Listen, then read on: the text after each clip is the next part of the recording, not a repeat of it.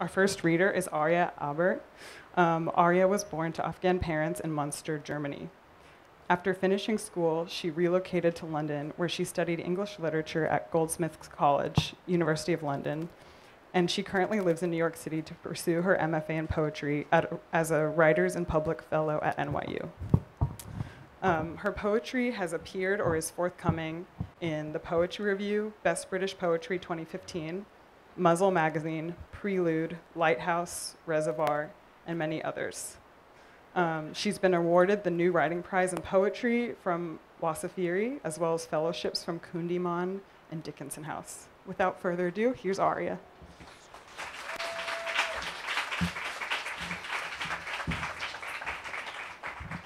Hello, everyone. It's an honor to be here and to share the stage tonight with these amazing women of color who are all magical and whose work instructs me and inspires me.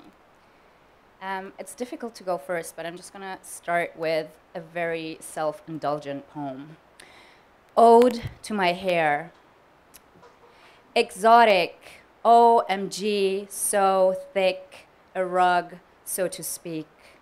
Black cortex, I can almost be beautiful with you. Once, like newly acquired money, mother held my split ends to the light and named them Taliban beard. I never wanted this much of anything, so I scissored you at the scrunchie and sold, all at the Oriental market. In plastic bags, you were shipped next to different mains, the past stored in your filaments like fetuses in formaldehyde. Fragrances distending as if skin of people huddled into the eyeless belly of a boat at night. Cut and alone, keratin lies cold in factory halls. Congregation of weight, you're patient until you too are wanted. But when my spools stop and the silence holds, let them braid you into other heads. Let them brush you for my funeral. Let those of you spared on hospital tiles, picked from lovers' teeth, deep in the vacuum and shampooed between dirt and debris and drains glow up with the weight of love you can only share with what pries out of yourself.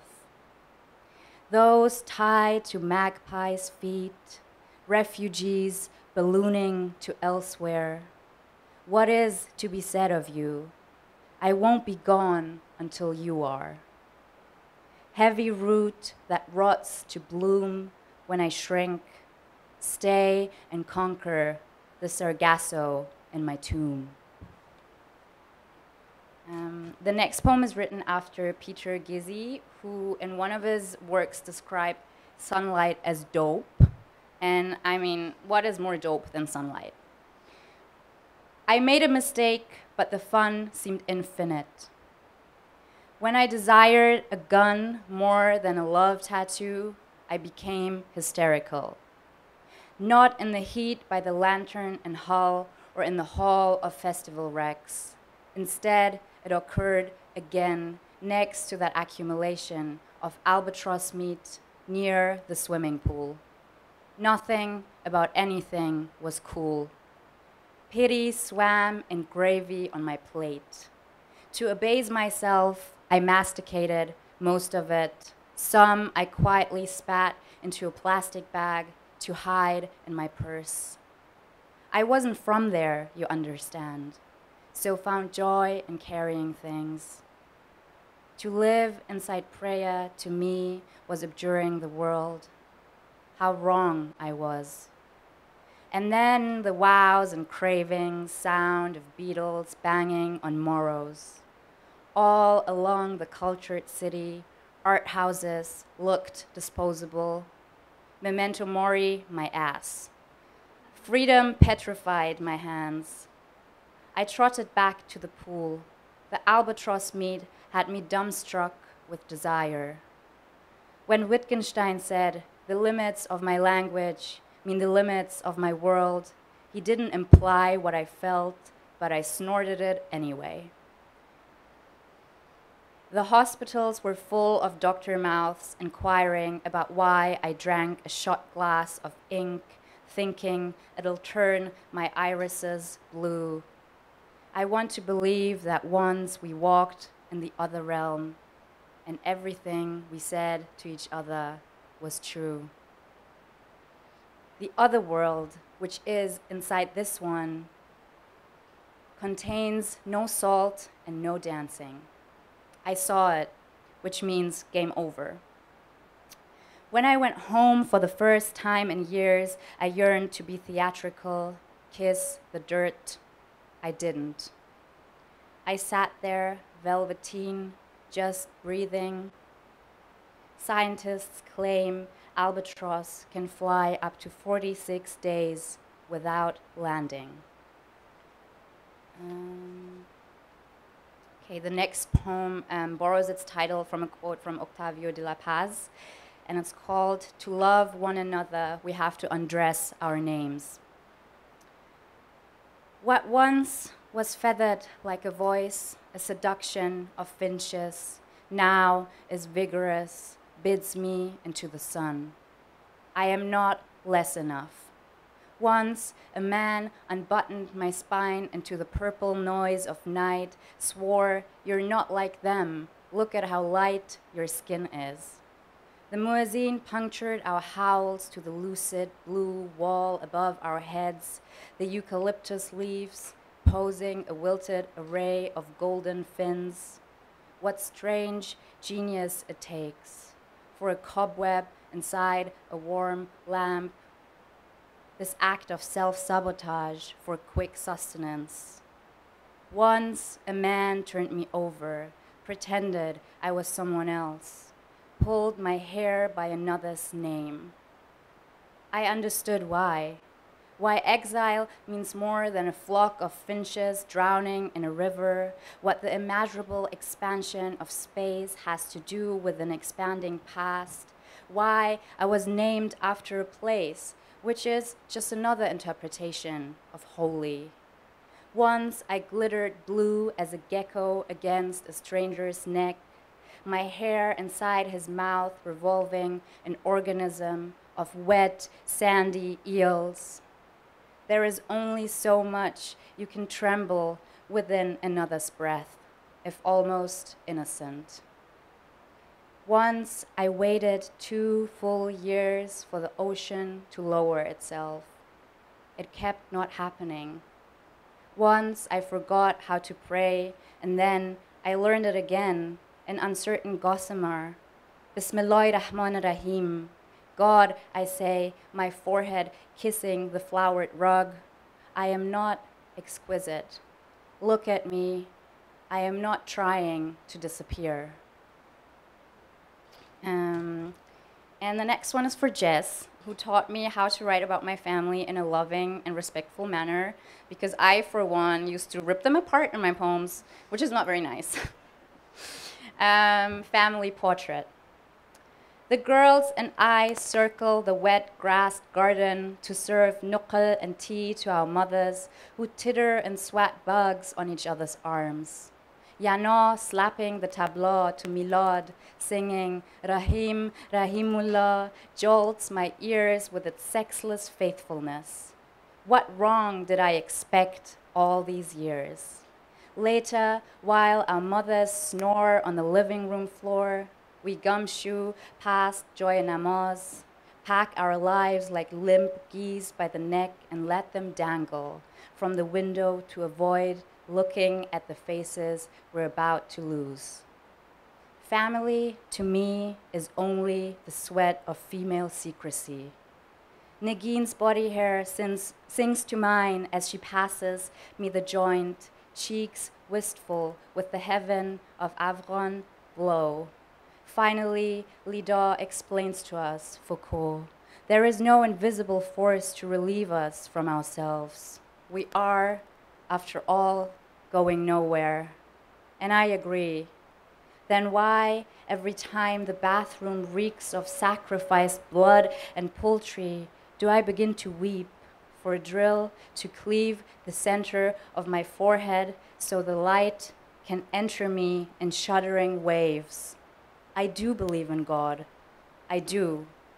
But once Milad establishes that on Judgment Day, even our mothers will run from us in fear, I drink the night's thick milk until it swallows me.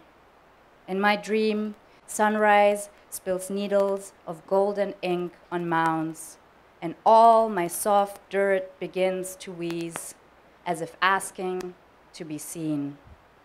Thank you.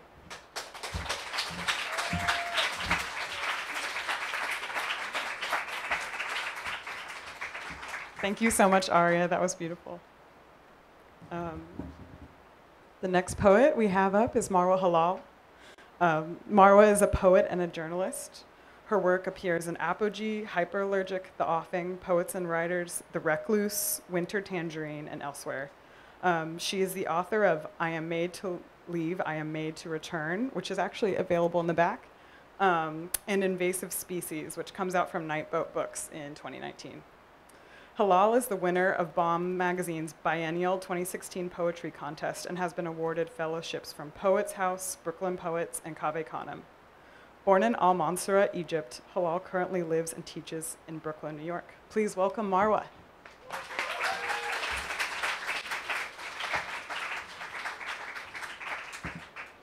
Hey, so nice to see so many of you here.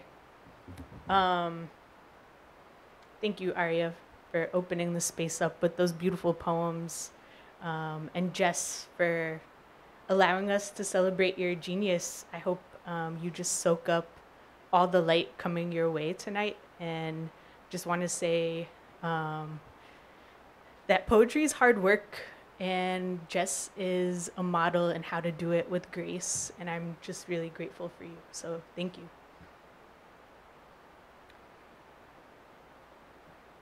Can everybody hear me okay? Yeah? Okay. Poem for Brad, who wants me to write about the pyramids. So I'm going to read the footnote as the epigraph. Some days past, I have found a curious confirmation of the fact that what is truly native can and often does dispense with local color. I found this confirmation in Gibbon's Decline and Fall of the Roman Empire. Gibbon observes that in the Arabian book par excellence in the Quran, there are no camels. I believe if there were any doubt as the authenticity of the Quran, this absence of camels would be sufficient to prove it as an Arabian work. It was written by Muhammad, and Muhammad, as an Arab, had no reason to know that camels were especially Arabian. It goes on, but I think you get the idea. That is from Borges. So back to Brad, right? He says the substance is lacking a center, a traditional plot. Says, I miss where I'm from and I set flashbacks while I walk around San Francisco. He wants to know what makes my story so much more interesting and provocative than others. Says Egypt is a wonderfully exciting place. He is told by others. He does not like my scenes of policemen and sunflower seeds. Says he has heard the pyramids are very interesting. Wants to see more of Egypt in my writing. This is where the poets will interject. They will say, show, don't tell. But that assumes most people can see. And I bet most of you thought Brad was white. But Brad is not, but Brad is hot. So the class lets him get away with being dull. But I understand that what Brad means is he wants to see camels and more of his own ideas of Egypt in my work. And this is how this poem becomes its own genius annotation. See, what Brad missed is that I didn't give up my spot in med school for this. And if Brad had read, he wouldn't have missed the generous foreshadowing, would have seen I was saying my country has become a police state. And when I say my country, I mean both of them. The poets will say this poem is trash, but I don't care. My mother says, if you want to know what the future of the world looks like, look to Egypt, and let every poem I write be a response to the cumulus cloud of aggression that follows me, and let every word work to reverse the effect of the slow meting out of systematic violence. Let every letter represent a human standing in protest.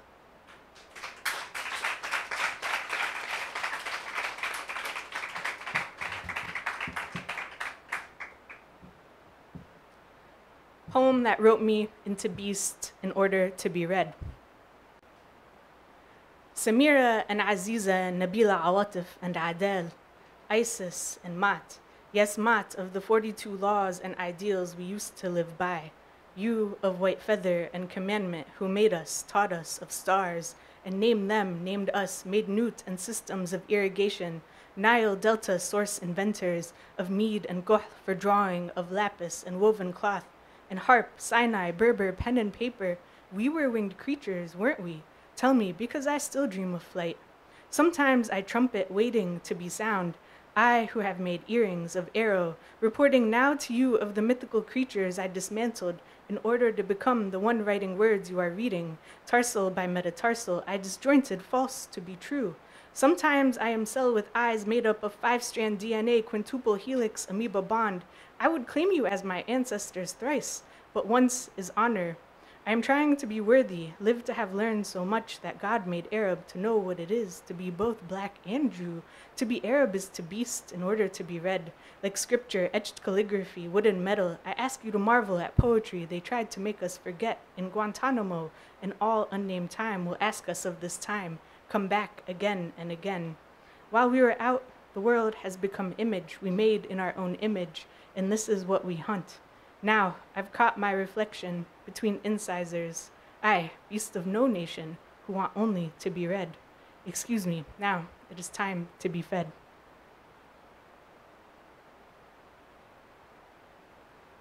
Poem for the beings who arrived. If you ask me where I come from, I have to converse with broken wings.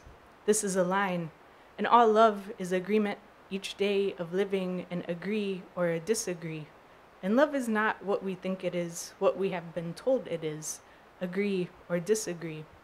I am telling you how to read me. Neruda wrote, if you ask me where I come from, I have to converse with broken things, with the beings who arrived, who had the glasses of the heart. We are the broken beings who arrived because we had the glasses of the heart. We are the broken beings who arrived with glass for hearts.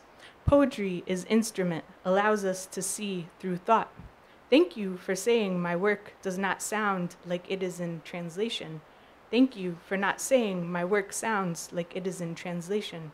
We are all the proof I need as singularity approaches us. They ask with intrigue, how did you construct your blackness in America? Each question requires a reconstruction, and I am always never constructed. In Egypt, they ask, do they hate us? I pretend not to know who they mean by they, what they mean by hate, but I know because I live with they, and ain't they? Ain't they? We have to stop pretending we are not capable of winning, and I know, you know, we know, when I dip, you dip, we dip. This one goes out to all the women in the world. You see me everywhere I go, they want to know which one I am and more of. Still, you see me, the mask I wear is not Leo rising, but the colonizers falling. And still, you see me, and when I say you see me, what I mean is, you feel me, we, the beings who arrive.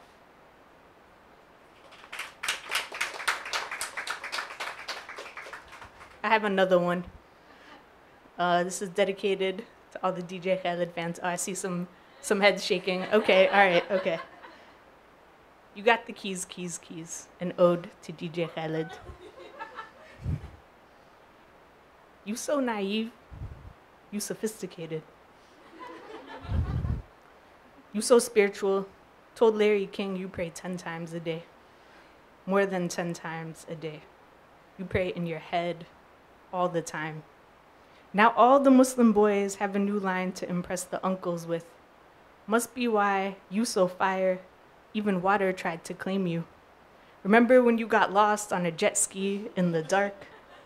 That shit got what, like 1 billion some hits? Snapchat should be paying you. Instagram should be paying you. So you can put that money in a savings account. Buy your mama a house. Buy your whole family houses. You a hero, riding in on a lion, watering your garden, talking to flowers. We make memes of you, like when they want to ban Palestinians, but then they would have to recognize Palestine. I quote you in classrooms. Congratulations, you played yourself. And when the kids laugh, I tell them, you a genius. I appreciate you. You loyal. You on one. We the best. Because of you, I know I can put the hinges on the hands too. Your voice smooth like olive oil from the Holy Land. Beautiful, long-lashed, dark-eyed, heavy-browed, with the beard made of our ancestors' dreams. You're a version of the man I was raised to want, but could never stand to be with. Still, I appreciate you for what you undo. The bricks in Amsterdam know your beats, heard you bumpin' with Drake in Paris streets. Weezy and you riding through downtown Cairo smog, and your outro fade like London fog. You so international, the kids in Tel Aviv throw back my ties to know new friends. And nearby, the Palestinians debke until they forget they are Palestinian. Or rather, until they forget they are occupied. Yours is the rhythm they rebuild to. What do you say we give them all the keys, major keys, back to their rightful homes?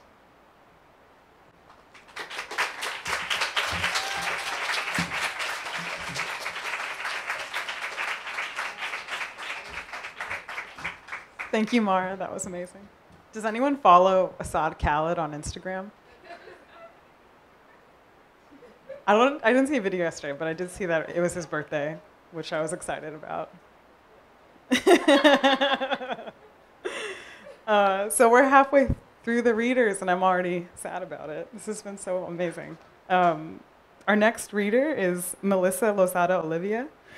She's a spoken word poet and educator living in Boston, whose fierceness and charm have made her a near-instant slam poetry phenomenon. She's a current National Poetry Slam champion, a Brenda Musi Video Slam champion, and the author of the chapbook Plastic Pájaros and the newly released Peluda, which is available in the back, from Button Poetry. Blending power, warmth, and flat-out hilarity, Melissa leaves her audiences not only excited about changing the world, but excited of being part of that change. I'm honored to welcome Melissa to the workshop. Thanks so much.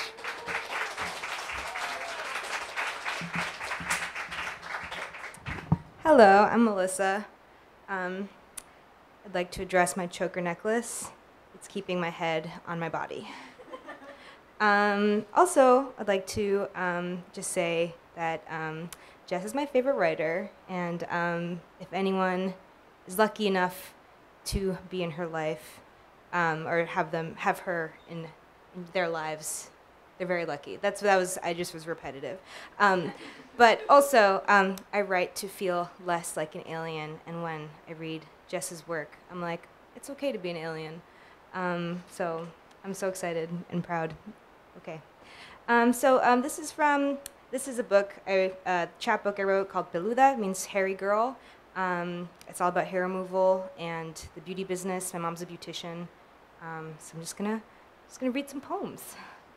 This one's called, I'm Sorry I Thought You Were Your Mother. If you don't understand the joke, then perfecting your American laugh. If not catching the reference, then writing it down to Google it later. If not beautiful, then something they can hear through the walls. If a bad cook, then hungry for something else. If an ugly scar, then story to tell over and over again. If not pretty, if not hermosa, if not preciosa, if not muñeca, then at least funny. Then just like your father, I guess. Then juggling eggs and balancing your passport on your nose. Then tripping and letting the eggs crash around you. Then not blaming your clumsiness, but the world sitting down with her smooth ivory legs stuck out, waiting for you. If not ay carajo, then shit. If not in love, then discounted 24-hour loneliness that comes with an application wand. If not satisfied, then a minute before the alarm. If not happy, then whatever you've pinned to the fridge. And if their mouths are not open, if their throats are not full of spit, if no one is laughing, then taking yourself home. You, niñita, lotioning up stretch marks that don't have memories yet. Patoja with report cards for eyelashes. Hija afraid of having hijas. Girl rolling her sentences together and gluing them to her face to make the perfect mustache. Girl twirling the mustache and saying, aha, yes, my darling, ha ha. Girl cleaning up her mess before it spills out of her eyes, tying wires around her body, attaching tin cans to the end, holding them up out to the air, trying to find someone who will listen. Hey, girl of the rebuilt kitchen, of the Windex reflection, girl with the bent glasses, girl looking in a different mirror, girl not letting herself go, girl letting herself stay. Who are you fooling? They just have to take one look at you to know where you came from. Okay. This one's called My Hair Stays on Your Pillow Like a Question Mark. Skinny white girl with a sugar skull tattoo says, no offense, Melissa, but I know when you've been around because your hair gets all over everything. And no offense, but it kind of grosses me out. And if you come into my apartment, can you please be aware of that? Imagine being as gross as you fear. Imagine the things that shed from you turning into something that survives the apocalypse. The scientists trapping it in a plastic container, putting a bunch of nuclear science waves on it. I don't know, is that how science works? It's surviving but coming out with 2 more heads. Imagine your hair is as daddy long legs crawling up the shower curtain. Daddy's long legs, daddy's dark legs, daddy's hairy dark legs. Imagine you are what makes the white girls in a Brooklyn apartment scream. Except deep down you want to be a white girl in a Brooklyn apartment screaming, following her dreams. There is not a white part inside of you, or maybe there is. If so, what do you do with it? Do you spray it with Windex? Do you trap it under a paper cup? Do you find the right shoe? Do you find the right man? And then what does he do with the body? Okay. Thanks for the snaps. This one's called I Shaved My Sister's Back Before Prom. I can never read it when she's in the room, so. She was like, is that fucking poem in there? And I was like, you bet. In our family, we believe everything is inherited. If hair is from our father, then fear must be from our mother, who is not hairy actually, not that brown either, but her accent still coats her skin and sticks like wax. Mommy says, keep your legs closed. Papi says, look people in the eye. Our bodies have always made love to shame. So maybe this has always been about our parents and all the things we never told them and all the ways they made us different. I lather up my sister's back. Much more elegant, better posture. She didn't inherit heavy breasts like me, my back bent forward, nipples lined with hair, sneaky little girls who crept out past their bedtime to listen to the adults fight. The razor makes soapy paths across her back. Bubbles burst and laugh together at the forks in the road. Bitch, are you done? I take a towel and I wipe the journeys away. Okay. How am I on time? Am I good? Okay. Yeah, every single one.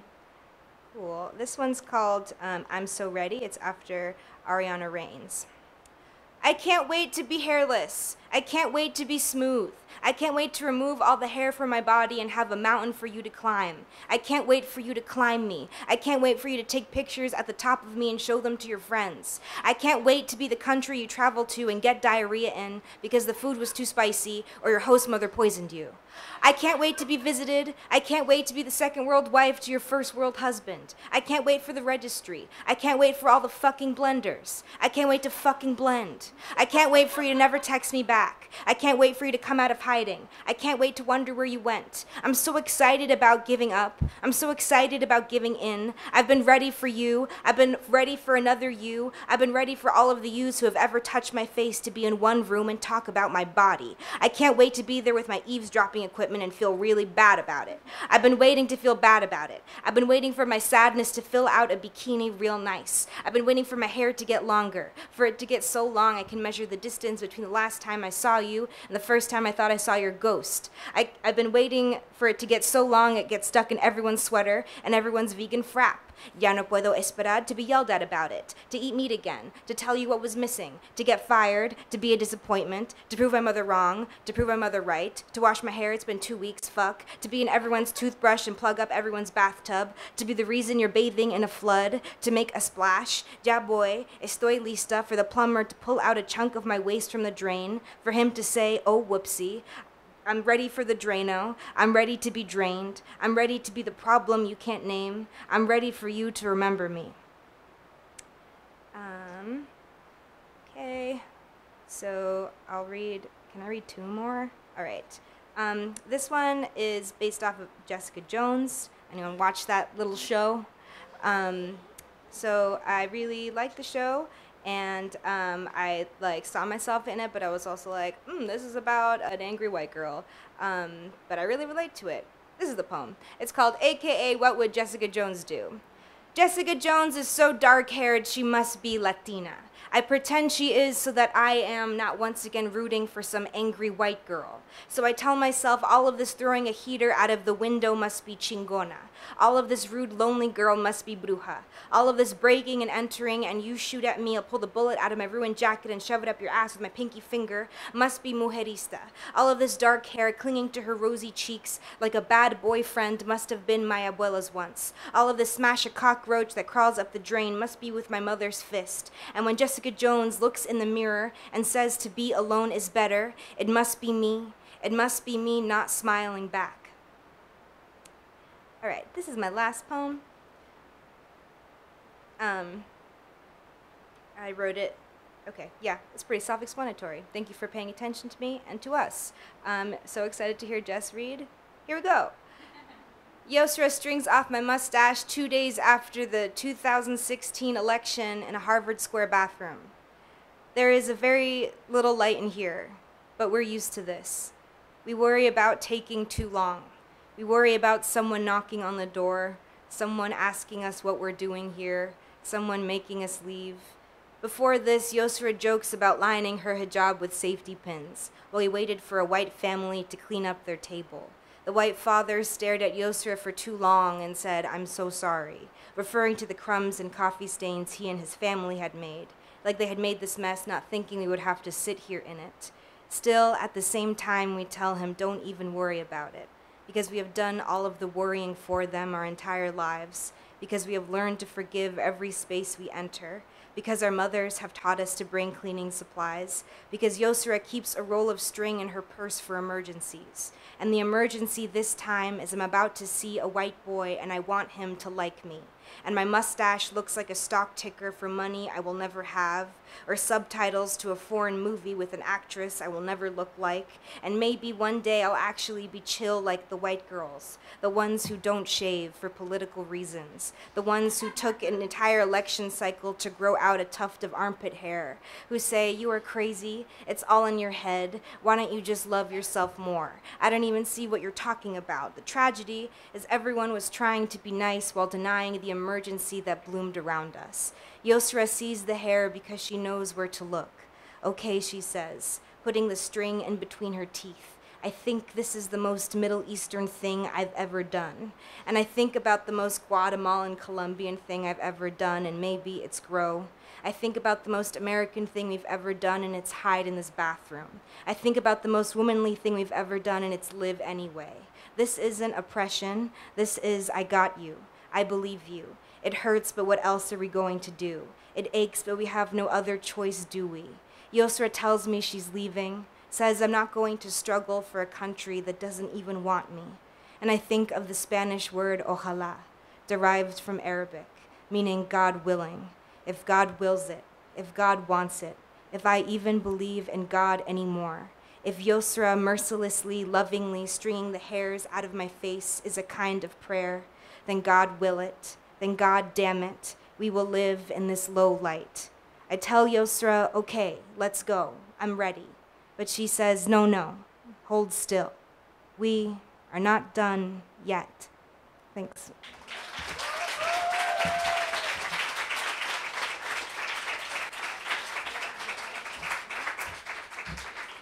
Thank you, Melissa. I think a lot of people's mustaches feel really seen right now. On the live stream, too. All right, so now we have Jess, who I'm really happy to announce. Give it up for Jess. There's more. I want to say more. That was too soon. So Jess just published The Magic My Body Becomes, which won the inaugural 2017 Atel Adnan Poetry Prize, which is meant to honor Arab American poets. And the book is about finding a vernacular for the inescapable middle ground of being too Arab for America and perhaps too American for Lebanese elders. Safa El Helio, another amazing poet, writes, "I cannot stress enough how important it feels as children of parents whose worlds had to end so ours could begin, to have poets like Jess giving voice to the doubled identities we carry." Jess is a writer and an illustrator. She lives between Boston and New York City, and she is currently pursuing an MFA in poetry at NYU. And she's also the founder of some poetry presses. She's a founder and editor at Pizza Pie Press and Maps for Teeth. And we're really excited to have her read from her debut poetry collection tonight. So give a big round of applause for Jess.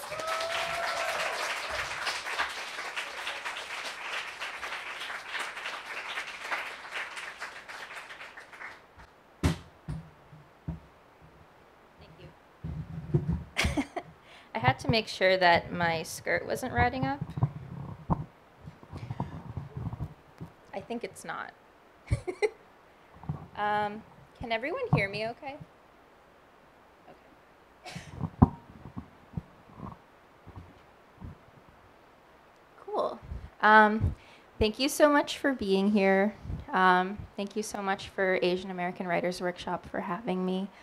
New York's a super lonely place, but whenever I'm here, I am reminded that I'm not lonely in a lot of ways, and especially tonight when I look at all of your bright faces.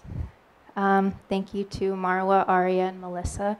They're like my favorite writers in the world, so it's amazing I get to read with you. Cool. So my book is called The Magic My Body Becomes, and I like to talk about the title, and I'm going to keep talking about the title whenever I read from it until I stop feeling this like apologetic feeling about it. Because I remember thinking like, is this title too feminine? Is it too girly? Is someone going to pick up this book and be like, no, like that looks stupid? And then I came to the conclusion that like actually like feminist is strength. And also if you feel that way, I guess the poems aren't for you. Yeah, one of my friends texted me and they were like, I didn't want to leave the house, but then I looked in the mirror and like the title of your book came into my head and I felt like I wanted to go out into the world. And I like that, I don't know, it like reminds me that this is something that's scary but also like necessary, so I can be a part of this like beautiful like sisterhood. So yeah. Thanks. So I have a sequence in here called Ghada Says. It's Ghada is my mother. She's here. I'm not going to point her out because I don't want to put her on the spot. Hi. And my grandmother is here too. And they're the two like strongest women in my life. So thank you for like honoring them with me. Ghada says, fresh lemons always, not that bottled shit. When you're having the lemons to juice them, cut across into the middle with the tip of the knife. This is how it's done in the mountains. Deir al-Amar means convent of the moon, and it's all I think about. I want to marry Aziz Ansari because he says clever things on the internet. And I want to marry the tallest mountain on the planet because it's the closest one to the moon, but I want to use it to get to the moon. I want to run away with the moon, but things will get complicated because I'll still be in love with the mountain, because some part of you loves everyone you've ever loved, even if you don't love them anymore. So I'll always love the mountain because it's seen me naked with the lights on. In a past life, we were newsies getting lost on back streets, dropping skin cells. Before that, neighbors. I'd leave a cup of soup on his doorstep whenever the tarragon was extra crisp. Every time it rained, I'd find a different piece of colored glass to glue into my skin, and then I was a window. I left him to throw myself at the sun, rode the coattails of bullet cases. The sun shrapneled me into my mother's garden. She found me 30 years later, nestled between the tomatoes, carried me in her seeds, would learn me how to love. Before that, the mountain was my wife and I was a bad husband. Have you ever used stained glass for evil, then watched it escape? My skin gets caught on the lint of my scarf when it screams red, when it swallows the chemicals while I scrub dishes made of the prelude to everything I'm going to ruin, and it burns.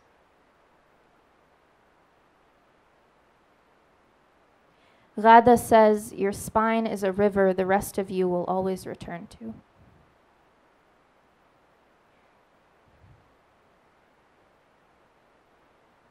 Jiddo is sick and my sister isn't eating, and I found out that nothing lives inside the belly of an elephant except for the love it swallows when the love doesn't want to swallow it back. But it still makes their hair grow. The brain is a stop sign now. It's nickels against cardboard. When I'm sad, it's the moon. You ever seen a ghost?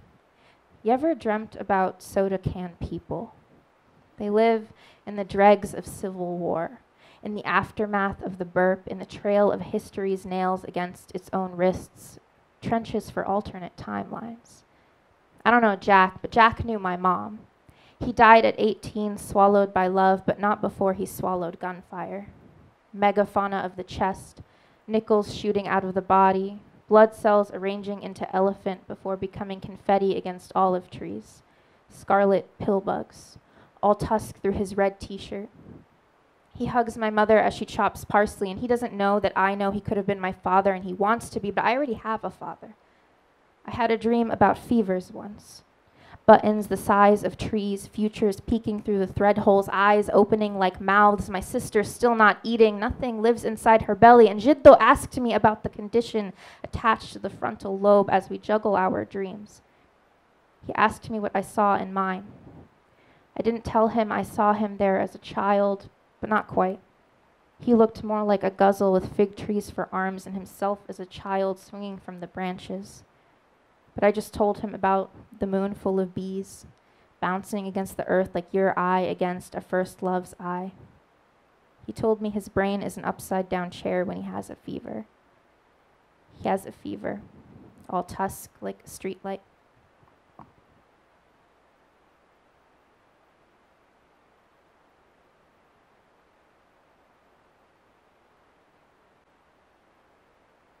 Ghada says, here's how you do it. How you practice your Arabic. You pretend you're talking to God. Every night, ask him to spare you by sparing those you tuck inside for safekeeping. On practicing my Arabic, I fumble with the prayers I found baking in the hot tar of my mother's womb when she couldn't seal it in time for my arrival. I know that the tongue forms first if the tongue was ever something formed, not found, and not ever really mine, always a fractured leaf or ripped out throat of a werde, and always thorns. Of course, this opposite of an echo, sharpness wanting to be flesh but tearing flesh in its attempt. This language, already a pearl, will never trust me with an asida. It doesn't need my love.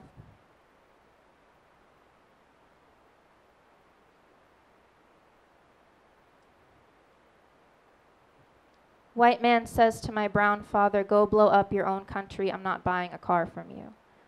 Fires my father, replaces him with another white man, let's say Tom or Ted, maybe Richard. And it's the first time I hear my father cry. My grandmother says a Hail Mary and he smashes a statuette of white Jesus. We still bring it with us when we move.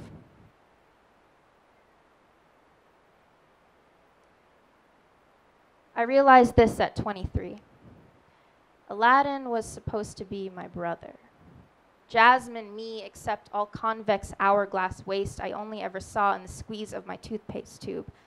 White solvent in my mouth. My last name part redacted, part not, and when my ball goes out into the street, no American soldier's boot to rewrite me into sweet prologue before the terror they will create in the beginning of movies for little boys who look like my cousin. He sends me crayon drawings of himself trapped inside bubbles where no one can reach him.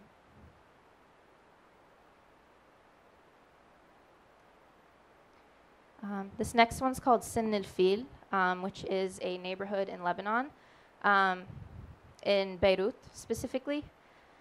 And it translates to Tooth of the Elephant. And my other grandmother, who is not here right now, grew up there. And so whenever she would tell me stories, I would picture them taking place inside of like a big elephant. I asked her to tell me about the elephants. She used to live in one of their teeth, burrowed into Beirut like a forgotten cavity, where her mother had cancer and her dog ran into traffic the year before she married. I asked her about the curve of the tusk at the base of their home, and she said they huddled 3 days, bricks for pillows, sirens replacing birds, fingers coming through the ground for the ankles not yet twisted by the rubble. The next day they made for America, the ivory still in the basement cocooned by a silk curtain. I asked him about the beginning of the war. He told me about the people walking over broken glass, everyone in the city, some sort of Jesus with shards of what would one day floss the Mediterranean, getting caught in their heels. His first and only pet was a German shepherd, Rintintin, a name like 3 sharpened teeth in a row, a bite, a mark made above the boot coming down, a heel too soft to know its own flesh. He told me about mortality's breath, the matted fur between his children's arms, the organs like disintegrating pottery when the militia fed his dog shrapnel. He whimpered at the door till he was found, abdomen giving way to scarlet fingers, Red Sea parted by his tongue, and the final heave before his body became a prophecy for every cedar and every person every cedar lives inside of. As Boston thaws over the morning dog walkers, I count all the ways I have come to understand the distance my family keeps. When enough homes collapse into minds, anything close enough to lick your wounds will sound like a canary. She asks me why I love the elephants, even though I can never hold them. I tell her about the toenails and teeth, the tusks, and their bones like these stories. There's something to know from afar, to watch die from afar, leaving behind their bodies as shelter. I ask her how many years it would take to visit each grave the past filled to bring me here. She tells me that each day I am here is a flower left at a different stone.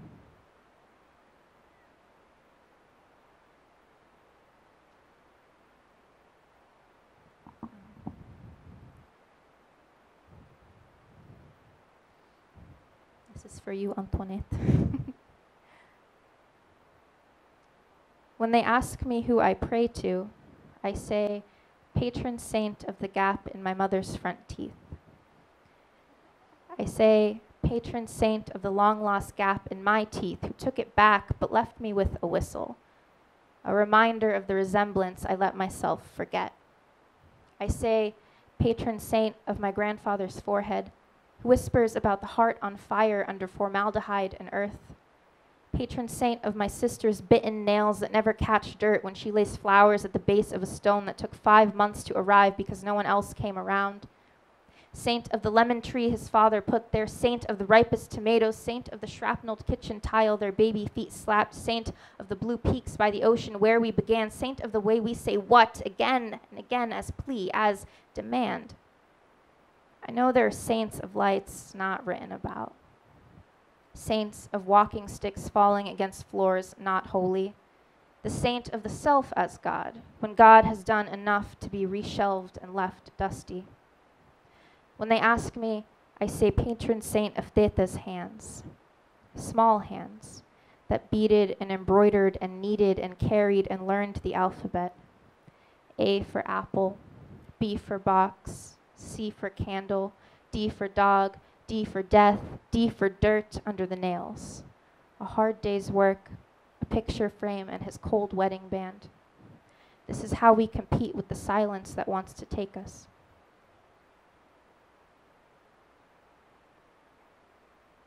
Ghada says, no one on this earth is as important as a sister. No man on this earth is owed any part of you. No man speaks to any daughter of mine like that.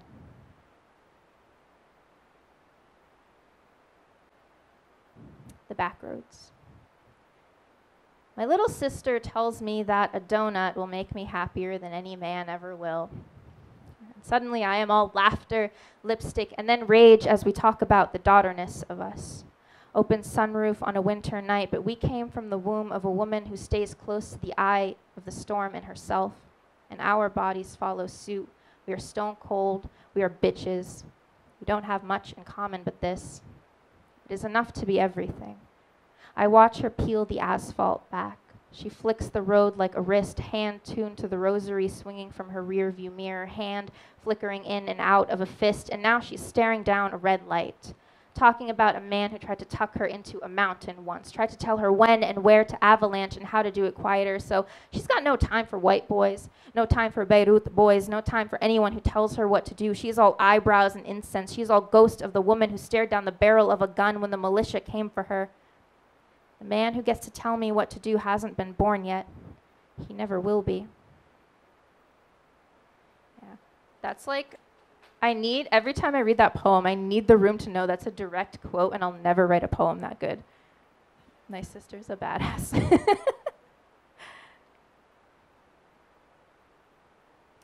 Ghada says, "Why are you closing the curtain? Let them stare."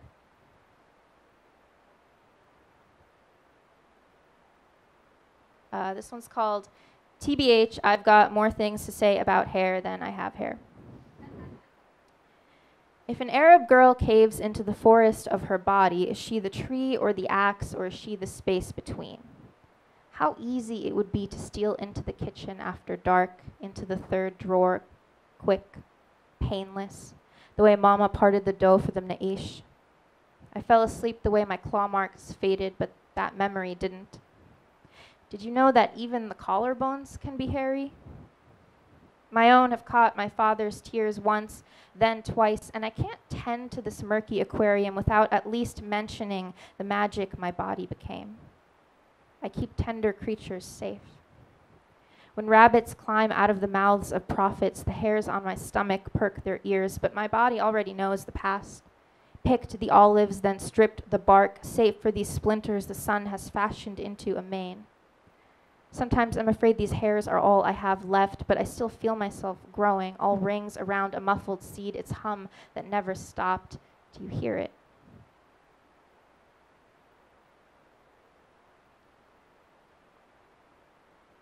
Ghada says, never leave the pan in the sink after making eggs. The smell lives in your nostrils if you leave the invitation marinating. Ghada says, don't think you can fix anyone if they prick you every single time the light hits them harshly. It will always hurt. Ghada says, never forget that softness is strength unflinching against the knife, and it is also the knife.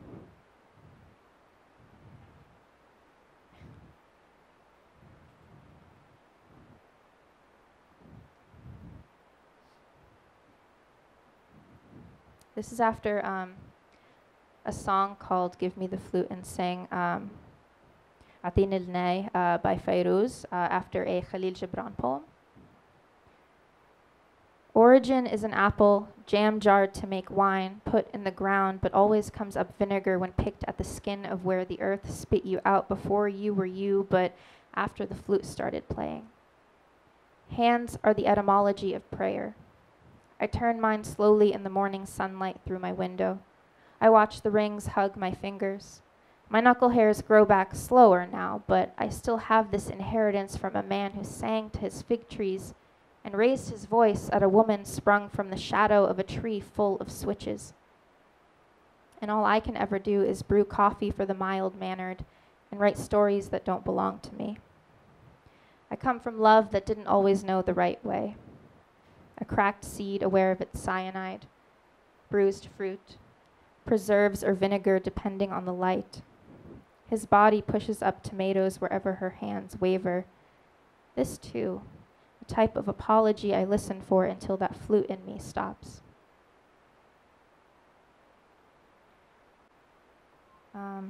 This next poem is called Notepad Fragments, arranged after Ocean Vuong's notebook fragments. And I workshopped it with, in class last year with Aria and a few other of my friends who came tonight. So thank you for how you helped me, transform this poem into what I needed it to be. I am always searching for the moon. Maybe, instead of blood, I'm full of moths. انت القمر في حياتي. You're the moon of my life. Summer solstice, when fireflies hatch from the empty wombs of bullet cases, when everything is softer unfolding from the tree trunk dusk of the throat, I wonder, how many times has Arabic let a lover down easy? Last night I had tears in my eyes for Jiddo, but for the first time in months they were of laughter. He wrote ghazals and still lives in their meter somewhere on the wind. I want everyone to be honest about their longing, to face it where it lives in the space between losses, the only space we get. One day I will write a ghazal when it stops feeling like a wind tunnel. زهور تتفتح على لسانك, flowers bloom on your tongue. The last few people I cried about will never know. The alternatives. I am 2 paper cranes. I hand you one of them. You smile but do not extend your hand. You do not water my plants when I am gone. All the windows closed. Dubul ismi fi timmak, my name wilting in your mouth. I sing like grackles do under the high notes of bilbuls. I ride the coattails of their stories at dusk when the fireflies distract you from my ankles. So I keep singing a room with no wind. I just want you to know I love you. Forgive me.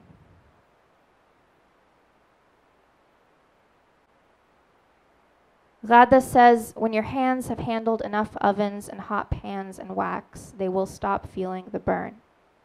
You will be able to touch the sun in all the hiding places it keeps around you, the summer chain links thrown over the ocean, the door of your car, the whites of his eyes. One day, your hands won't be soft. I hope they are always soft. I hope to God you bury me. Do I have time for 1 or 2? One more? Okay, cool.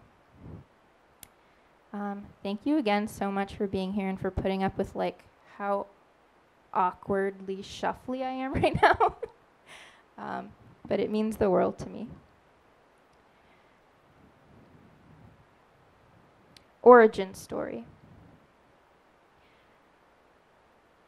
Also, shout out to Aria for this poem, because I remember in workshop I felt really scared about it, and then somebody was about to say something and she was like, no, this poem stays how it is. Like, I think about that all the time, so thank you. Origin story. I was born to refugees. I was named a miracle. Still, they wait for something greater. I'm alive and therefore enough. I have space for an extra organ that never came home, and every year the sea levels rise. Or I have a twin that never followed me out of the womb, is still stuck where a shrieking echo comes down on a mountain village, and the telepathy between us is a gold thread so warm it hums. I'll never know its language, older than the Polaroids falling out of my mother's mouth, older than the lute in my father's whistle. Or mama gave birth to me and I came out a hyphen. I was born the big hand on a clock, or I was born with an arm, or I was born an arm with a hand at both ends taking both lands back at once like they're mine, or I was born an arm with a hand at both ends holding a knife. Maybe I am a knife. Always spinning, slicing at roots and fruits I graft into the hollow where the ancient humming organ never made its home. Maybe I am this organ myself. Maybe this organ will be my country, and everyone I love is safe here. Thank you.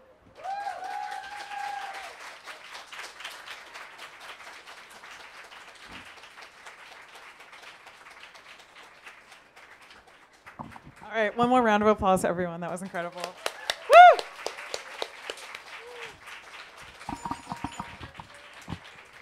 All right, so we're going to transition to do a little Q&A right now. So we're just going to move around a little bit, but stay tuned. And then we'll take 2 questions from the audience, and then we can all celebrate together. Thanks so much.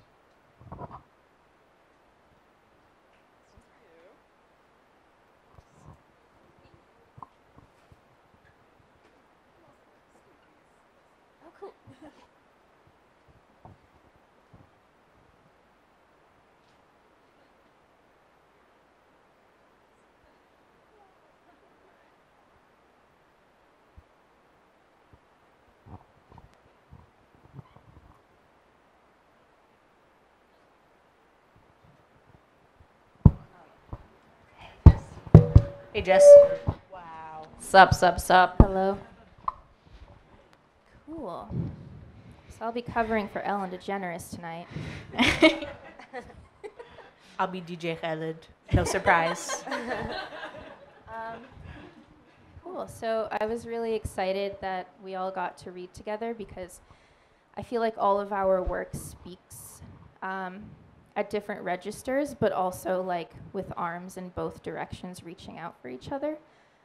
And it makes me, and thinking about the work like that, and how not MFA program it is to describe it like that, I realized that like that nebulous grasp, that like magic synesthetic part of poetry is super important for like excavating stories that we'll never know for sure what they are, or stories that like we don't want to get lost and we want to like hold ourselves accountable or like hold them to the page and then press them into the timeline as if like that will remedy what has happened.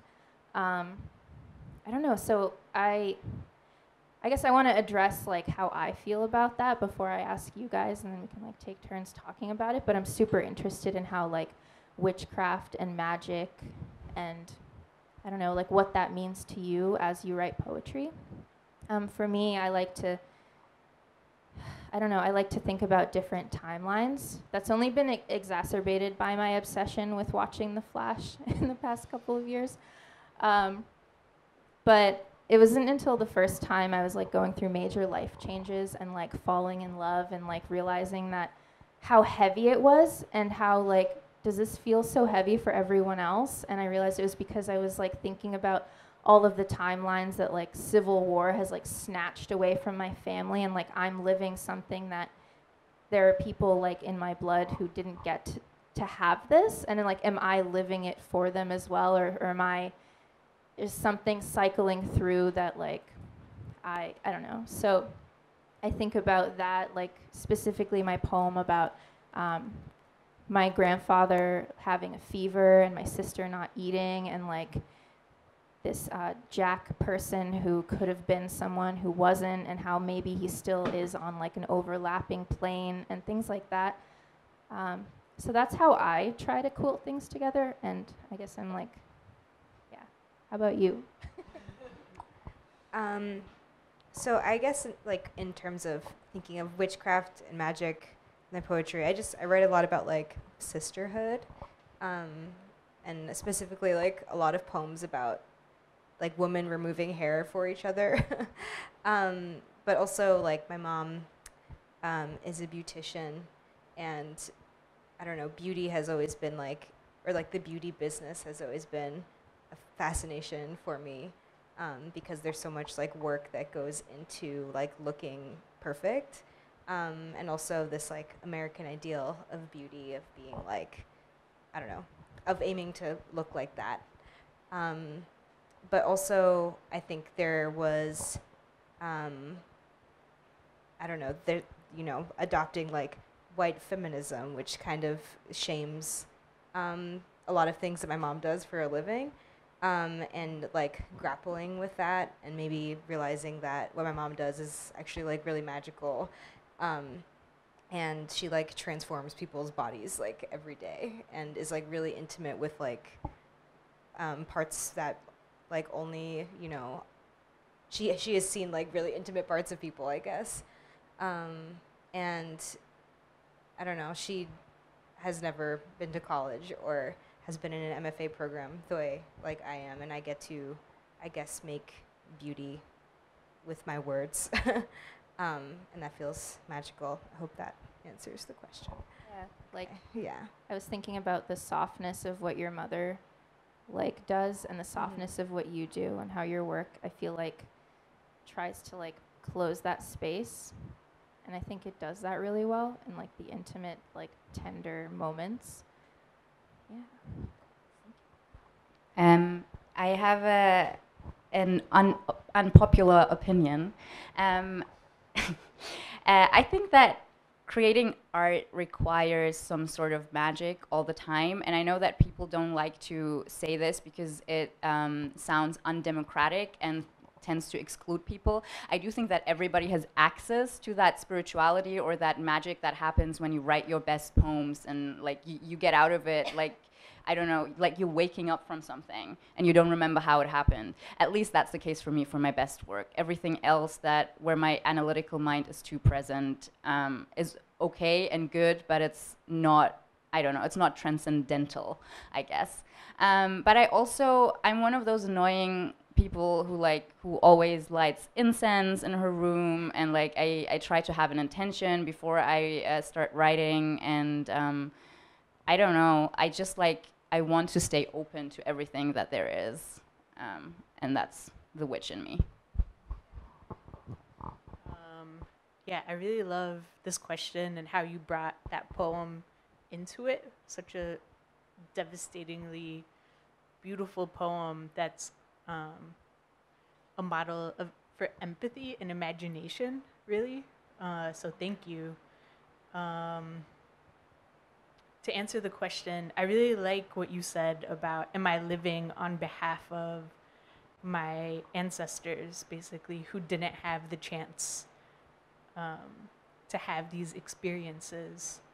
And absolutely, I think I hear those voices. I'm not going to say I channel them, but it's something like that. I summon them for sure. A poem that wrote me into Beast, in order to be read, actually opens with the names of the women that I sit with when I'm writing. And absolutely, you know, there is a sense of like writing on their behalf, if not living on their behalf, because of course, you know, we can't do that. We can only, you know, live for ourselves, but their DNA is a part of us. Our fears, our memories, our hopes, those are also inherited. I also think about my grandma, who I'm sure got this tradition from her grandma, her sisters, older sisters, aunties. They were devout Muslims, but also had certain rituals, like, which I have sort of shared with you in private, just of like saging in a particular way, which I don't need to get into, but absolutely, those things are a part of craft. They do become a part of the poem. I guess, I'm curious about your relationship to language, because I think all of us write bilingually, or in Aria's case, like trilingually. And like, I don't know, like, how do you feel about how language works in your poetry, or like how, even if your other languages don't make it into your poetry, how they help you conjure what you need? Yeah. I can start on this one.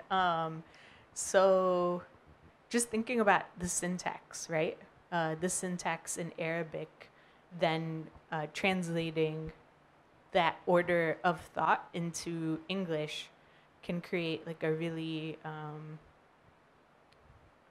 visceral effect in the work, but also lends itself to making the work more genuine or true, as long as it's serving the purpose of the poem, if that makes sense. Yeah. But other than that, only using the Arabic when it serves the purpose of the poem, but also I'm trying to connect with a very specific audience, and that very specific audience is people like Jess, you know, so people who have grown up speaking both languages or hearing both languages in the home.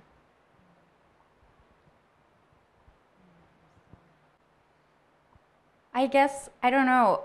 I mean, a lot of people ask me why I decided to write in English, and I don't know why I feel at home in the English language. I guess I grew up in Germany to Afghan parents, and we grew up speaking Farsi, or Dari is our dialect, and so German was always, it felt like the language of the oppressor, even though it wasn't necessarily. So English was this other world that I could enter, if you want to put it in Heidegger's words. It's like this house that I could go into where so many other people were in.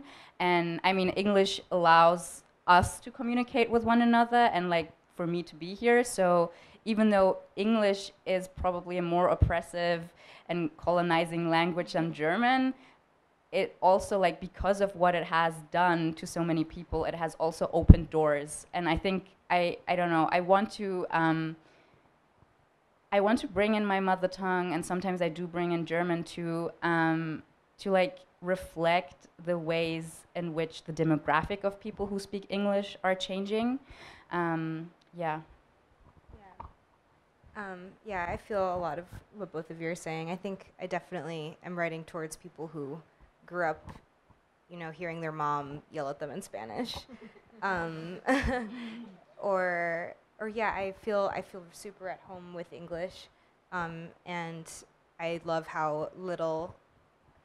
I don't know if I love. I think I'm fascinated by how little we're able to say with English, and as a poet, it's really easy. It's really fun to, I don't know, play games and say things that we've been like striving towards. I also think, I don't know, Spanish is kind of like my favorite ghost story, and it like haunts me, and it seeps into most of my work. Yeah. Yeah. What about you? Yeah, so I learned how to speak Arabic first, and then I went to school, and like the primary language, it like switched. It became English first. So I always grew up with like, one of my grandfathers was always like, no, like I'm not answering you until you say that in Arabic. And so there was always like that pressure to hold on to it, but then also like diving deeper into English and like entering spaces like this. I don't know, like it's given me an anxiety about language, where I feel like sometimes it's not even like what I'm saying that's being listened to, it's how I'm saying it, so I'll keep it inside of me, but then that anxiety like bursts forward in poems where I actually will like try to work out the language. And I'm really also fascinated by mishearing. There's this song by Esmahan where it's like a very beautiful song. It's about like longing, and like, I don't know, being lovesick. And she's saying, like, come follow me, like my heart, my aching heart. But the way that I heard it, I thought she was saying like, come follow me into the garden, and it's like bringing up a snake. And then I actually like listened very carefully to it, and I realized that's not what she's saying at all. But it's because like el-ha'ne sounds like ha'le, and I was like, oh, but I like my version better. And so I've become fascinated with like the way that like English and Arabic have mushed together, and like the middle ground of that, and accepting I'll never be like perfect at either language, and like how the space between like cultures and languages is just as valid, and like it's its own little like country that we live in, so we should stop trying to escape it. Yeah. I guess that's it.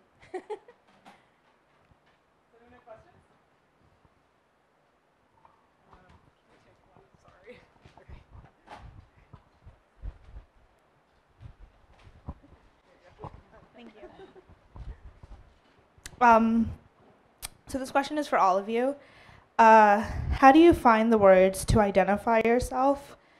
And when I say that, I'm speaking directly to like when you fill out like census papers and they ask you to identify what ethnicity you are. I always have a trouble with that because there's so many limiting options, and I always feel like a fraud when I check off African American, but then I can't enter other because I'm like, they won't know what I'm saying. But like, what words do you find are appropriate? And then can we ever truly name ourselves when some names are not enough and then some names are too much? And by that I mean like when we think about the identities we inhabit as people of diaspora and people of multinational identities, like what names are appropriate? Like, do I make sense? Okay.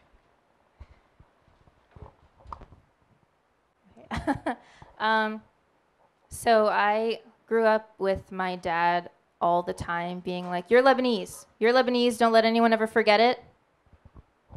they want you to forget it, don't forget it. And so like whenever we started filling out those bubbles in class, I would like raise my hand and I'd like, and I remember we took like the Iowa test in 2nd grade and I was just like, where's the Lebanese bubble? And she was like, Jessica, sweetie, you have to put white. And I'm just like, what does that mean? And so like, I don't know, eventually I like learned what that was supposed to mean and I started filling that in, but it never sat well with me. And then I would put in other, and then I started thinking about like, and I even put it like into a poem one time trying to figure out like how to like answer this question that you've asked for myself. And I was thinking like, I don't know, like if white people like can't be called terrorists and like brown people can, then are we really the same? Like do I have to, like, that's the fundamental thing for me, like why I finally stopped doing that. And then finding spaces like Asian American Writers Workshop and like realizing that like, oh, the Middle East wasn't called that before, like like the West like reoriented everything and like actually we are Asian and I felt like, I don't know, I feel sad that I missed out on being part of this broader community of like being Asian American because of that, but I feel like, I don't know, that's what I describe myself as now. But it's also super complicated because like, you know, like Arabs are also like North African as well. And I don't know, it's super, I don't feel like I'm not answering your question, I'm sorry. I'm still figuring out how to answer it for myself, but thank you for that. I feel like I have the same, like, kind of anxiety about it with, like, the emojis. And I don't, I don't know what, like, I sent a thumbs up, and someone was like, why are you using white hands? And I was like, I thought they were, and they were like, politically, you should use brown hands. And I was like, maybe I'll just not do any thumbs up ever. But yeah, it's very hard to put yourself into a box. And likewise, I think it's important for me to like actively be recognizing like as a Latina that I am like lighter skinned and there's like a lot of like anti-blackness in the Latino community. And it's hard to be like, okay, but I am brown and I've had like these life experiences. I don't know. I don't know if I'm answering your question either. It's hard. Yeah, I find those boxes very, very confusing because growing up in Germany, we didn't have them. Because of Germany's racist history, they're not allowed to distinguish that way. So also, like, the definitions are so fluid and made up. There is no stable definition for what Asian is. In London, I was Asian because they think of, like, Asians as, like, Southeast Asians. And then here, when I was, like, a waitress asked me where I was from, and I said what my ethnicity was, and I said Asian, and she was like, oh, you mean Middle Eastern? And I was like, okay, I guess I'm Middle Eastern. I don't know, you know, it's like it's so difficult and complicated, and even within Afghanistan there is so much like intra-ethnic racism, and I don't know, I just want to believe that there is more to there is more, like, whatever we are, like those boxes shouldn't matter. I love the word diaspora. I want to be like, that's what I think that defines all of us and so many people of our generation, and what like the ways in which English language poetry is changing is also like, I don't know, pioneered by the diaspora, whatever that may be, if it's like African Americans or people like us. I think your question is important. And I think it's even more important that you decide how you identify and not let other people define it for you. I've definitely been in a Social Security Administration office and been looked up and down, and a man decided I was white. Y'all heard the poem where a woman calls me Blanquita. You know, other people do decide often, and I write a lot about all the things that I'm mistaken for, and I won't say I created this term, but it's a term that I've been using since before I found other people were using it, and that is the term Afro-Arab, just because Egypt historically has been whitewashed and taken out of Africa, to the point where even sub-Saharan Africans will argue that Egyptians are not African. There are Egyptians who they themselves say we are not African and we are not Middle Eastern, we are only Egyptian. So this is not a US problem. This is a problem throughout the world. And maybe it's not a problem, but a conversation that just needs to be had. And yeah, I could go on and on about this, but you can read about it in my work. So yeah, thank you.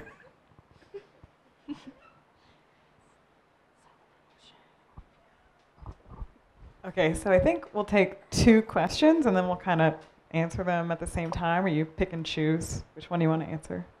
Does anyone want to take a stab?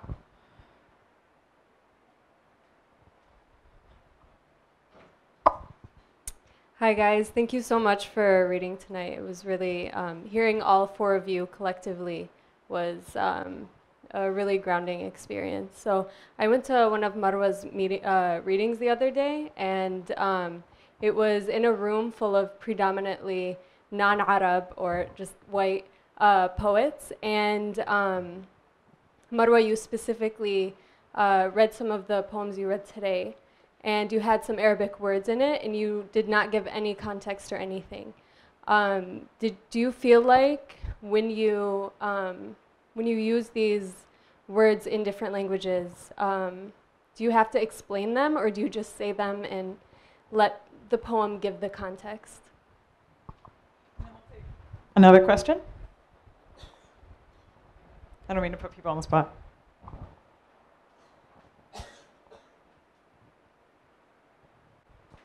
All right, we'll go with that question. So this is like relevant to my book. My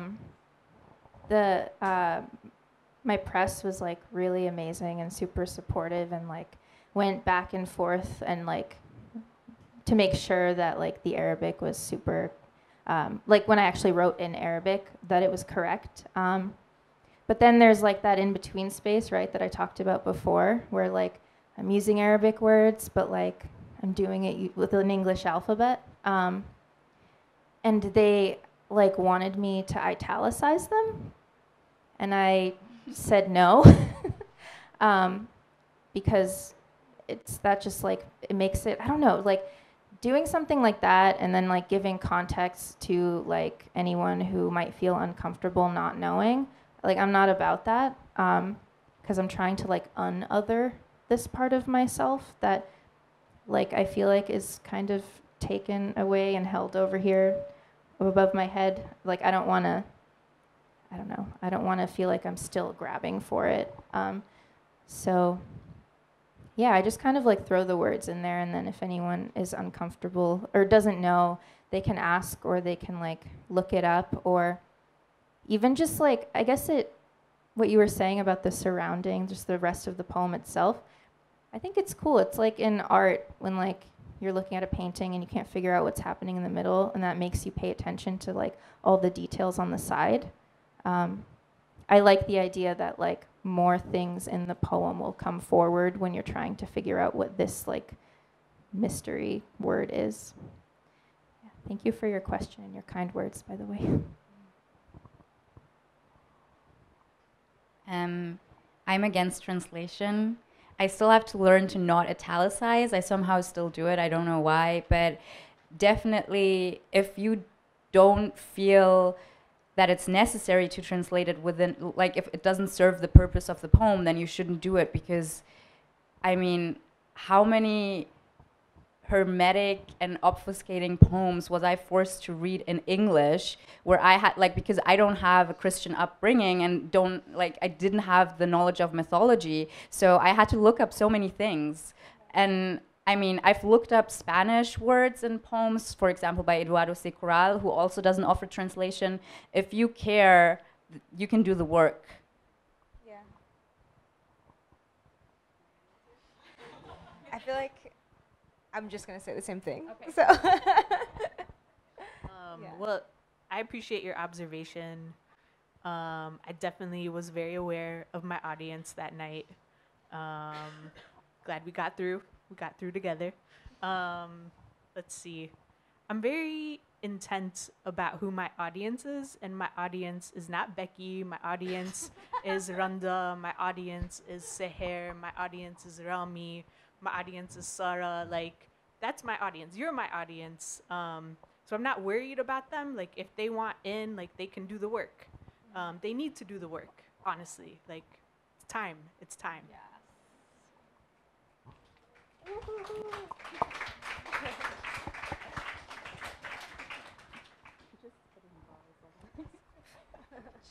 Thank you so much. Buy Marwa's book. Buy Melissa's book. By Jess's book. Demand that Aria's book come into existence. Okay, thank you.